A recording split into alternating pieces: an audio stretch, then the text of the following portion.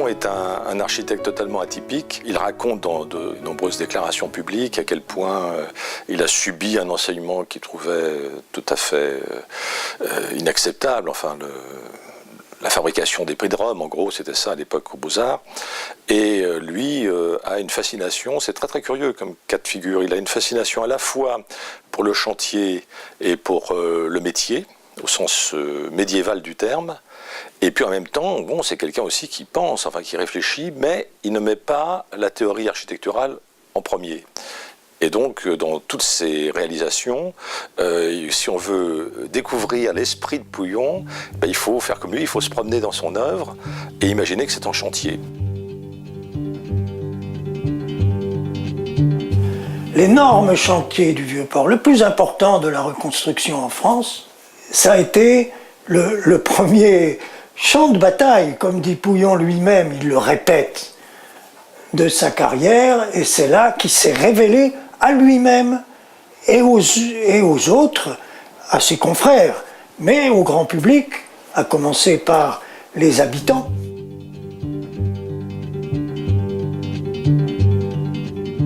J'ai l'impression d'être un peu à Hollywood quand on arrive, que d'un seul coup on voit cet espace. En plus la mer d'un côté, la Vierge de la Garde de l'autre. Je me suis cru transportée dans un autre monde, que j'apprécie toujours d'ailleurs. Depuis 1956, j'ai jamais eu de regrets. Tout ce que Pouillon a inventé de bien, j'ai tout gardé. C'était la reconstruction. Lui en était arrivé à battre ses confrères sur le prix de revient. Il y avait aussi le plaisir de bénéficier de toutes les techniques que Pouillon avait utilisées pour bâtir cette maison, parce qu'il a été vraiment novateur, tout le monde le sait, dans un tas de domaines.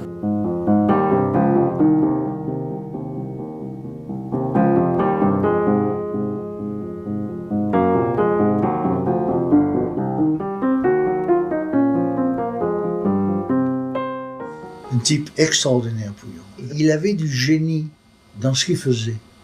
C'est-à-dire que ça n'était pas l'application de ce qu'il avait appris, c'était un apport personnel, de goût, d'accommodement avec les circonstances, les gens notamment, le terrain bien sûr.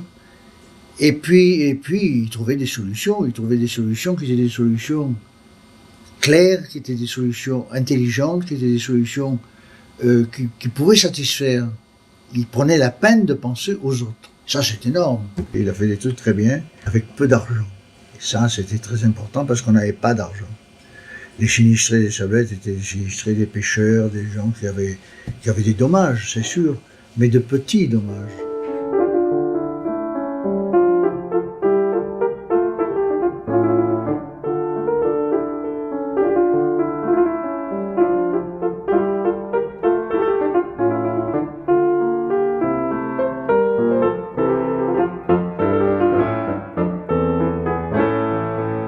Alors quand il a créé les 200 logements, Fernand Pouillon, il a voulu une continuité d'Aix, la continuité d'Aix des bâtiments du 17e, du 18e. Et puis pour lui, c'était toujours l'espace, les espaces verts, des allées, des cours, des promenades, des placettes avec des fontaines. D'ailleurs, Pouillon disait ceci, on avait toujours l'habitude en France de faire des HLM, des logements sociaux, pour les pauvres, des logements qui étaient plus pauvres que les pauvres, qui allaient y habiter.